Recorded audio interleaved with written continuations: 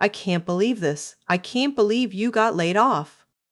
She was pacing now, hands in her hair, like the walls were closing in. I'd just told her, 20 minutes ago, the startup had let me go. Cash flow issues, they said, nothing personal. But to her, it was everything. I told you to get a real job, a stable company, benefits, security. But no, you wanted to chase some tech bro dream, and now look where we are. I stood there, numb, watching our daughter Emma stack blocks on the floor, 3 years old, completely unaware her world was about to shatter. And you call yourself a dad? How are you going to provide for her? How are you going to I'll figure it out, I say quietly. I always do. She laughed, not a real laugh, the cruel kind. figure it out? You can't even keep a job. I should have said something, defended myself, reminded her that I'd been working 60-hour weeks trying to keep that startup afloat, that the layoffs weren't performance-based, that I'd already started reaching out to contacts.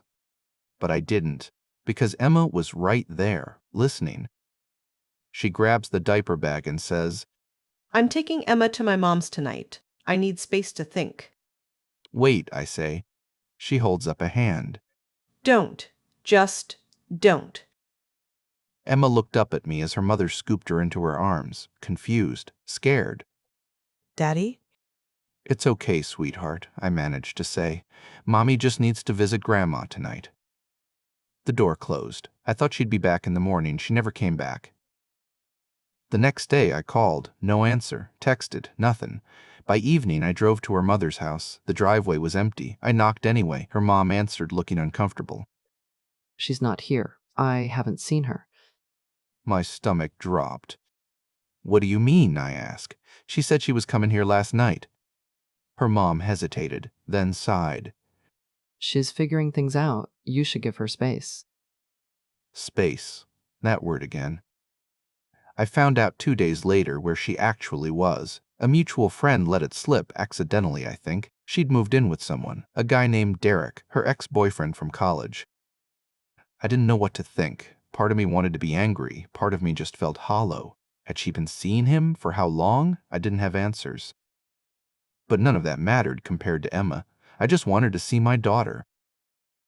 When I finally got visitation scheduled, a week later, through lawyers already, Emma barely looked at me. We met at a McDonald's PlayPlace. Neutral territory, her attorney had insisted. She sat across the table, arms crossed, while Emma climbed through the tunnels. She says, 20 minutes. That's what we agreed on. "She's my daughter," I say. "I should be able to see her more than 20 minutes. You should have thought about that before you lost your job. I bit my tongue, started a timer on my phone, went to play with Emma. She was distant, uncertain, like she didn't quite remember who I was. It had been 1 week. I hired an attorney the next day. His name was Richard Chen. He was budget-tier, the kind of lawyer who worked out of a strip mall office and squeezed you in between other clients. But he was honest. He leans back in a chair that squeaked and says, Here's the reality. You're the father. You have legal standing. But right now, she has primary physical custody and you're unemployed. "I'm looking for work," I say. I know, and that's good. But courts care about stability, routine. You need to show them you can provide a stable environment for your daughter. "How do I do that?" I ask. Get a job. Any job. Document every visitation, every payment, every interaction. Show up on time. Be consistent. Don't badmouth her mother, even if she deserves it. And whatever you do, don't give them a reason to question your commitment. I nodded, took notes, felt the weight of it settling on my shoulders. One more thing. This is going to cost more than you think. More time, more money, more energy. Family court is a marathon, not a sprint. You need to be ready for that. I was ready. I didn't have a choice. I worked 3 jobs that first month. Mornings, I drove for a rideshare company. Afternoons, I delivered food. Evenings and weekends, I stocked shelves at a grocery store. I slept 4, maybe 5 hours a night. Lived on ramen and gas station coffee. My apartment was small and mostly empty. I'd sold anything I didn't need to cover rent and legal fees. But I made every visitation, every single one. Even when I was so tired I could barely stand, even when the schedule cut into my shifts and cost me hours I couldn't afford to lose, I showed up. Because that's what Richard said to do, and because Emma needed to know I wasn't going anywhere. But something was changing. I picked Emma up for our Saturday visit, 2 hours at the park. She climbed into her car seat. I buckled her in. Daddy, why don't you have a job like Derek? I froze.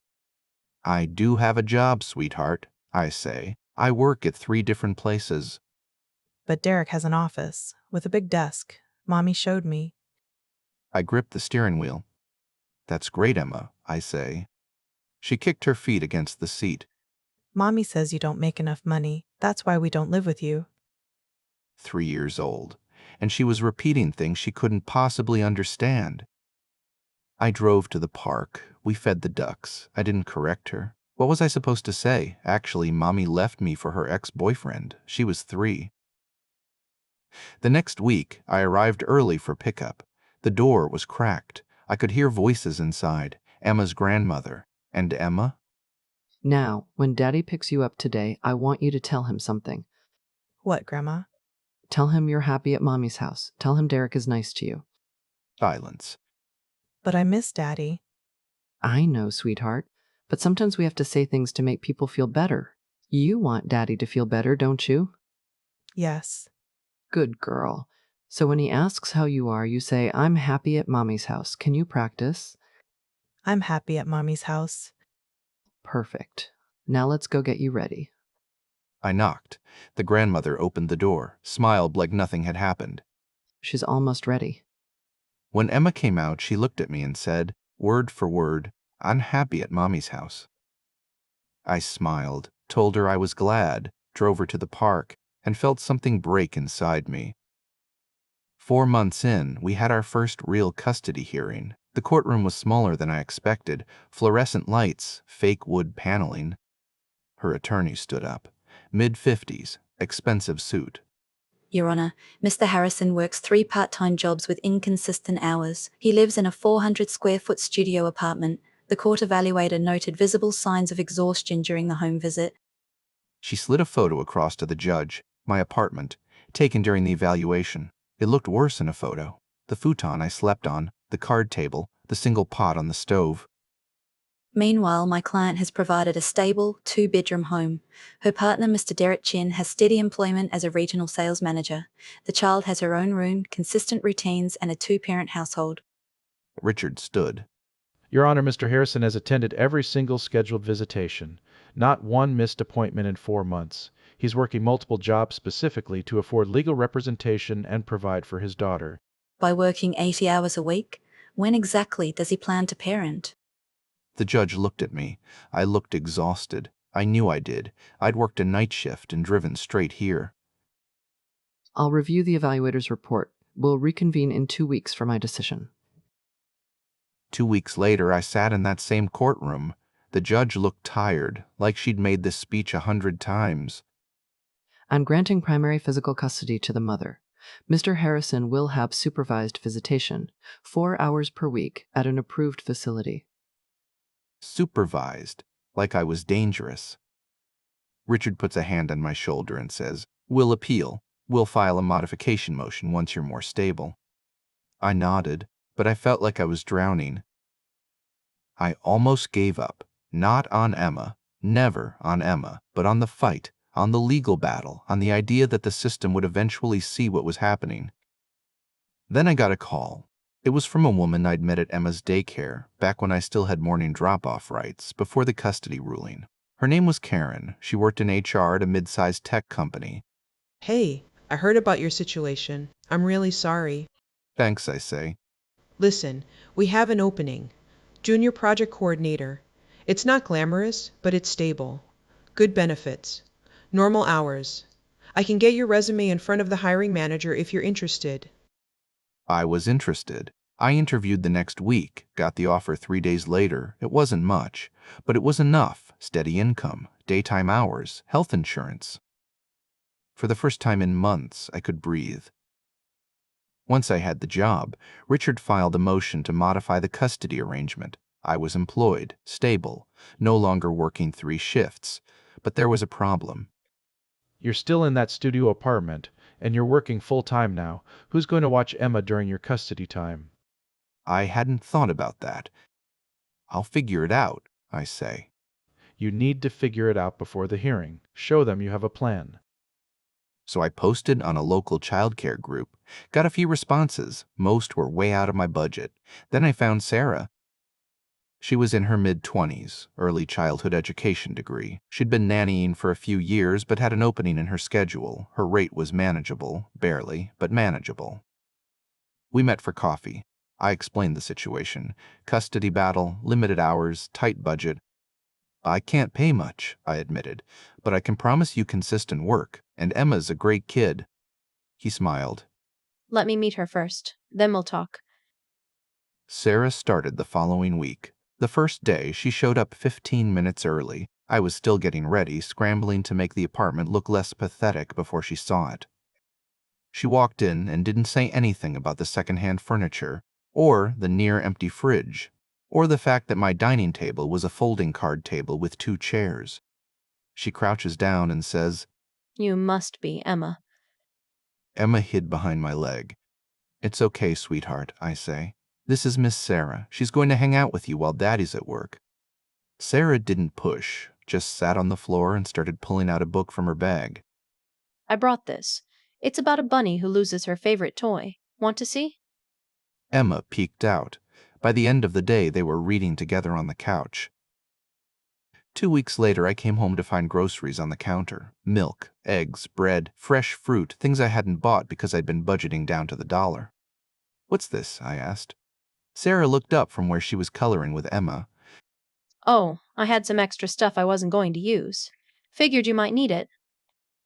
Sarah, I say. She says quickly, It's fine. I overbought. It would have just gone bad. I knew that wasn't true. I'd seen the fridge that morning. I knew exactly how empty it was. You don't have to do this, I say.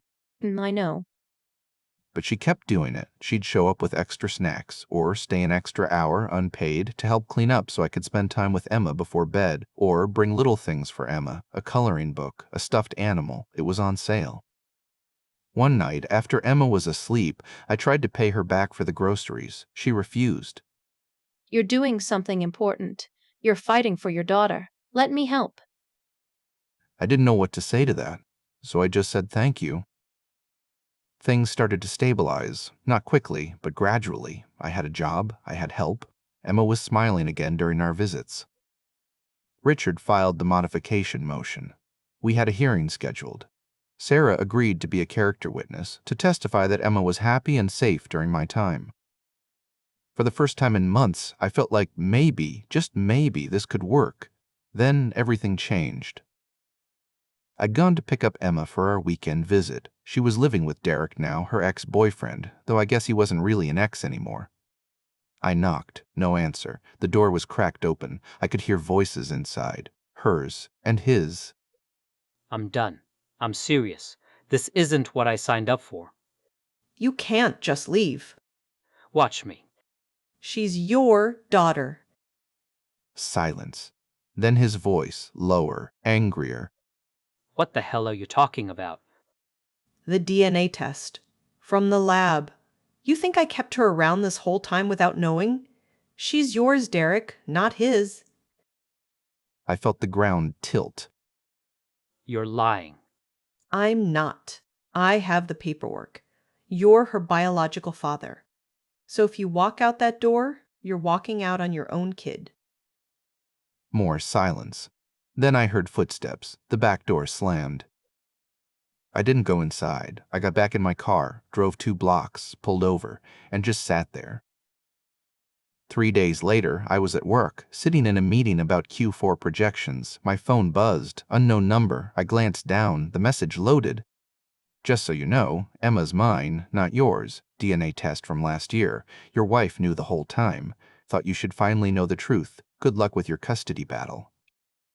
I stared at the screen. My manager was still talking. Something about KPIs. I excused myself, walked to the bathroom, locked the stall.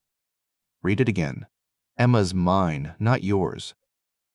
I'd suspected. Of course I'd suspected. She didn't look like me, didn't have my eyes, my build, my anything, but seeing it written out confirmed felt different. I sat there for 10 minutes. Then I washed my face, went back to the meeting, took notes like nothing had happened. Because nothing had happened, not anything that mattered. She was still my daughter. I called Richard that evening. I need to tell you something, I said. I told him everything. The conversation I'd overheard, the message from Derek. He was quiet for a long time. Do you want to stop fighting? No, I say. Even though she's not biologically yours? She's mine, I said. I raised her. I love her. I'm not walking away. Okay, then we keep going. Psychological parent doctrine. You've been her father for 3 years. That counts. By the end of the week, everyone knew. Derek didn't just message me, he posted about it on social media, told mutual friends, burned everything down on his way out. She lied to everyone. The whole marriage was a fraud. That kid isn't even his. She's been cheating the whole time. My phone wouldn't stop buzzing. Messages from people I hadn't talked to in years. Is it true? Did you know? I'm so sorry. I didn't respond to any of them. I called Sarah, told her everything. She didn't hesitate. She's your daughter, in every way that matters. I just wanted you to know, I said, in case it changes things. It doesn't. 2 weeks later, my phone rang during lunch. I was at my desk, eating a sandwich. Unknown number. I almost didn't answer. Hello, I say. Hey, is this Mike Harrison? I recognized the voice immediately. Jason, the founder of my old startup. Yeah, Jason, I say. Yeah, hey, I know this is out of the blue. You got a minute? Sure, I say. So, we're being acquired. TechCorp. Big deal. Closing in 2 weeks? That's great, Jason. Congrats, I say. Thanks. But listen, I'm calling everyone we had to let go. During the downsizing, I want to bring you back. I put down my sandwich. What? I say. I'm rehiring everyone before the deal closes. That way, when the acquisition goes through, you're all on the books. You get equity, profit sharing, the whole thing. Jason, I start to say. You were good at what you did, and I hated letting you go, so I'm fixing it. You in? I looked around my cubicle, the generic office walls, the stock photo motivational poster. Yeah, I said. I'm in. Good. I'll send over the paperwork. Welcome back. He hung up. I just sat there staring at my phone. For the first time in a year, I felt like maybe things were actually going to be okay. The news spread fast. Jason posted about it on LinkedIn, thanked everyone who'd stuck with the company through the hard times, welcomed back the team members who'd been laid off. People congratulated me, old coworkers, friends. My ex-wife saw it. I knew because she started calling, texting. I didn't answer.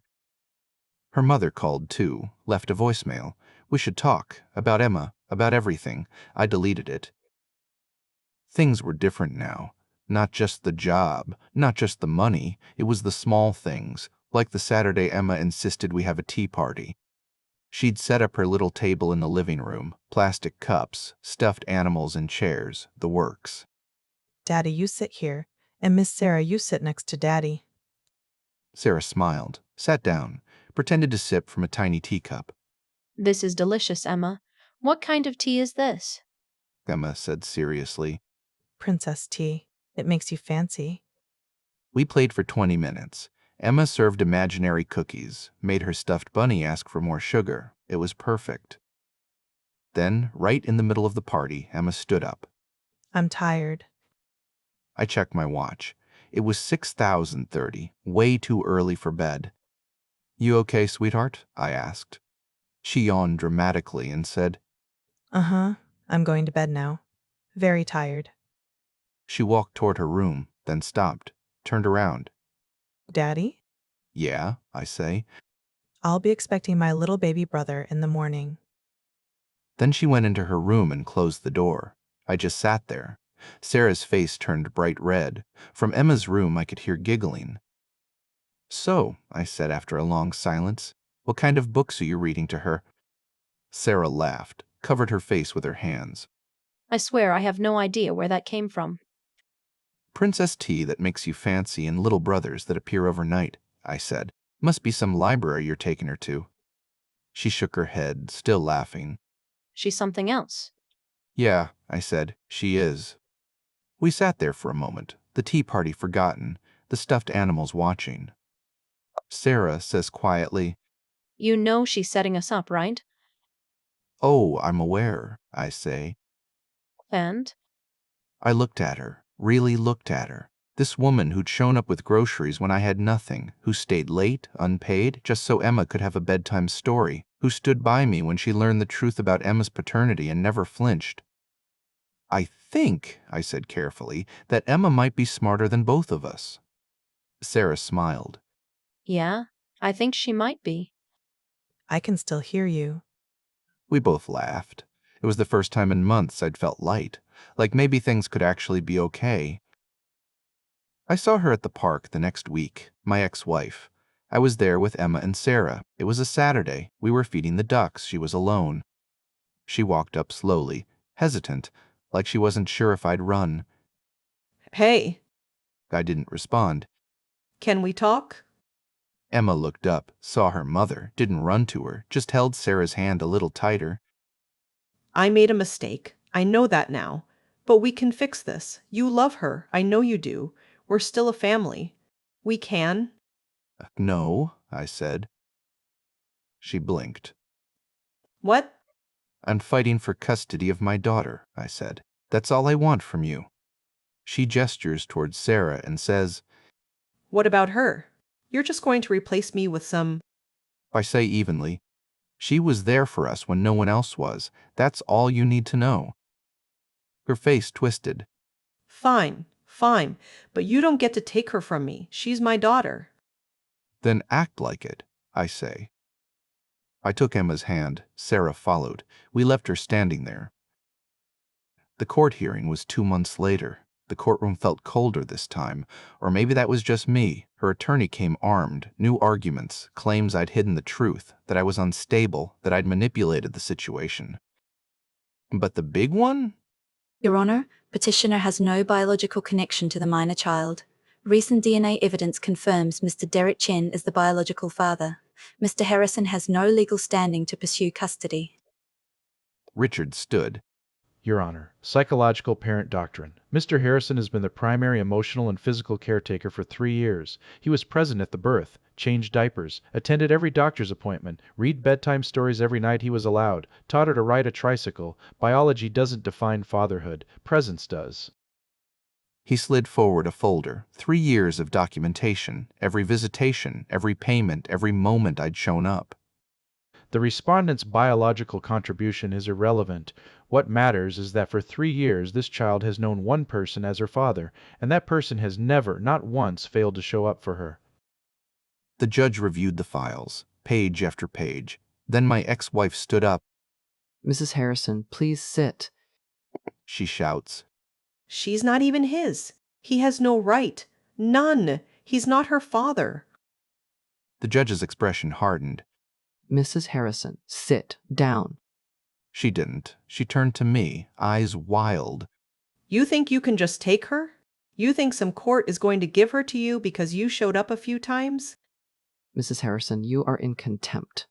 She points at Sarah, sitting in the gallery, and screams, This is your fault, you homewrecker.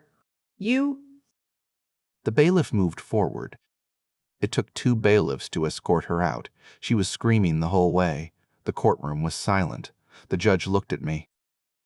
Mr. Harrison, I'll need time to review the psychological parent doctrine case law. We'll reconvene in 3 weeks. Those 3 weeks were the longest of my life. I went to work, came home, played with Emma, tried not to think about what would happen if I lost.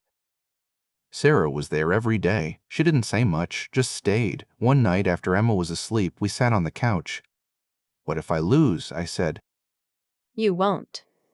"But what if I do?" I say. She took my hand. Then we figure it out. Together. I didn't deserve her, but I was grateful she was there anyway. 3 weeks later, I sat in that courtroom again. The judge looked at me. Mr. Harrison, I've reviewed the case law, the documentation, the testimony. She paused. You've demonstrated consistent, loving care for this child, despite extraordinary circumstances, despite learning information that would have caused many people to walk away. You didn't. She signed the order. I'm granting joint legal and physical custody, 50-50 split, pending the outcome of Mrs. Harrison's contempt hearing. I couldn't breathe. Joint custody, not full, but joint. Richard squeezed my shoulder and whispered, "We'll keep pushing." But I was already crying. 2 weeks later, she showed up at my apartment. It was late, past 10 p.m. I was putting Emma to bed. Sarah was in the kitchen, washing dishes. Then, pounding on the door, bang, bang, bang. Open the door. I know she's in there. Emma's eyes went wide. "It's okay, sweetheart," I said quietly. "Stay here. Keep your headphones on." I handed her the tablet, put her headphones on, closed her bedroom door, went to the living room. Sarah was already on the phone. Yes, there's someone trying to break into our apartment.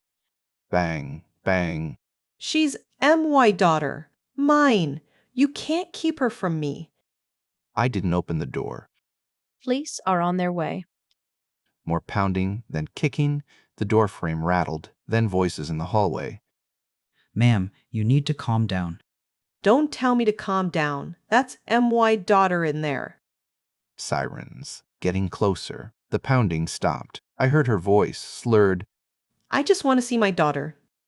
"Ma'am, put your hands behind your back." Get off me. A scuffle. More shouting. "Ma'am, you're under arrest for assault on an officer, violation of a restraining order, and attempted breaking and entering." The voices faded down the hallway. I stood there, hand on the door, for a long time. Sarah touched my shoulder. She's gone. I went back to Emma's room. She was under the covers, headphones on, watching cartoons on her tablet. Is Mommy okay? "Yeah, sweetheart," I said. "She's okay." It was the kindest lie I'd ever told. She was denied bail. Richard explained it to me over the phone. Violation of restraining order, assault on a police officer. The judge deemed her a flight risk and a danger to herself and others. She's staying in custody pending trial. "What does that mean for custody?" I asked. It means we file an emergency motion. She's violated court orders, assaulted an officer, demonstrated clear instability. We ask for full custody, supervised visitation only, pending the outcome of her criminal case. "Will it work?" I asked. Yes, it'll work. It took 3 weeks, but he was right. The judge reviewed the police report, the restraining order violation, the assault charge, and awarded me full legal and physical custody. All of her parental rights were suspended pending the outcome of her criminal case. I could barely process it. Emma was mine, legally, fully mine. But she tried one more time. 2 months later, she'd been released on bail for the criminal case. Conditions: no contact with me or Emma, supervised visitation only at a court-approved facility. She showed up to the visitation. I wasn't there. A court monitor supervised. Halfway through the hour, she stood up. Come on, Emma. We're going on a trip. The monitor stepped forward. "Mrs. Harrison, that's not." Don't tell me what I can do with my own daughter. She grabbed Emma's hand, started walking toward the door. Emma pulled back, crying. Mommy, I want Daddy. We're leaving. Now. The monitor hit the panic button. Security arrived within seconds. Then the police. She was arrested again. This time for attempted custodial interference, violation of court orders, violation of bail conditions. They didn't let her out this time. The final hearing was 3 months later. She was still in jail, pending trial. The judge reviewed everything, the arrests, the violations, the instability. Then she looked at me. Mr. Harrison, you've demonstrated consistent, loving care for this child, despite extraordinary circumstances, despite learning information that would have caused many people to walk away. You didn't. She signed the order. I'm granting full legal and physical custody to Mr. Harrison. All parental rights for Mrs. Harrison are terminated pending the outcome of her criminal case. Supervised visitation may be reconsidered upon completion of sentencing and demonstrated rehabilitation. Emma was mine, not joint custody, not supervised visitation, mine. She pleaded guilty 6 months later. Assault, attempted custodial interference, violation of court orders. She was sentenced to 18 months with credit for time served. Her visitation rights remained suspended. Her mother, Emma's grandmother, stopped reaching out, too embarrassed by the scandal, the arrests, the public meltdown. Derek was gone, living in another state, never acknowledged Emma again. And me, I kept showing up, every day. 6 months after that, I stood in the back of a kindergarten auditorium. Emma was graduating, cap and gown, the whole thing. She saw me in the crowd, waved. Sarah was next to me. We'd been together officially for 8 months now. Emma called her Miss Sarah still, but sometimes, just sometimes, she'd slip and call her something else, something warmer. Emma blew us both a kiss. After the ceremony, we took pictures. Emma in her little cap, me in a suit, the first nice one I'd bought in years, Sarah in a sundress holding flowers. We looked like a family, because we were. I never heard from her mother again. Her visitation requests from jail were denied. Every time, her own mother stopped reaching out, too ashamed to acknowledge the connection. Derek never contacted me, never tried to meet Emma, just vanished. And me? I kept showing up, every morning, every night, every school event, every scraped knee, every bad dream. Because that's what fathers do. So here's what I learned. Justice doesn't come from being clever, or strategic, or playing the long game. It comes from just not leaving, from being there when no one expects you to be. From proving, over and over again, that love isn't about biology or obligation. It's about showing up, even when it's hard, especially when it's hard. I didn't win because I outsmarted anyone. I won because I never stopped being her dad, and she never stopped being my daughter. Hey, thank you so much for listening to this story. I know it was a heavy one. If you've been through something similar, fought for someone you love, stood your ground when everything felt impossible, I'd love to hear about it in the comments. And if you have a story you'd like me to tell, drop it below. I read every single one. Also, just for fun, leave a comment telling me where in the world you're listening from and what time it is there right now. I love seeing how far these stories travel. Thanks again. Take care of yourselves. And remember, sometimes the strongest thing you can do is just refuse to walk away.